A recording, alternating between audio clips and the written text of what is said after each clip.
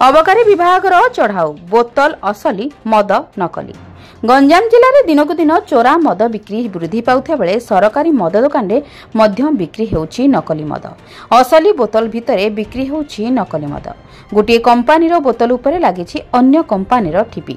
एहिभଳି घटना देखा मिली गंजाम जिला बुगुड़ा ब्लॉक करसिंगी विदेशी मद दुकान। सूचना अनुसार किछि ग्राहक एही दुकान आइकोनिक व्हिस्की किनिला परे देखिथिले सेथिरे B7 व्हिस्की रो ठिपी लागिछि एवं भितरे किछि काठी भासुछि। एने ग्राहक दुकानी को कहिबा परे से कहिला आउ गोटे बदलाई नै जाओ। एही खबर सुनी किछि लोक सेठारे रुंड होई अबकारी विभाग को खबर देथिले। खबर पाई बुगुड़ा पुलिस, बुगुड़ा अबकारी विभाग और भंजनगर अबकारी थाना इंस्पेक्टर डम्प्रुधर हरिजन सेठारे पहुंची तदंत करने सहित सीसीटीवी एवं दुकान जांच करी परीक्षा पाई किछि सैंपल संग्रह करछन्ती। एपरिकी दुकानी रे रेट चार्ट एवं लाइसेंस नथिबा बेले प्रिंट रेट ठारू अधिक रेट रे मद बिक्री हेउतला अभियोग कले ग्राहकों को खराब व्यवहार देखाउतले। एही अभियोग पाई अबकारी विभाग संपृक्त दुकान को तागिद करबा सह आगामी दिन रे एही भली अभियोग आसले दृढ़ कार्यानुष्ठान नेबा सह मद दुकान को सील कर दिया जियो बोली कहिसंती।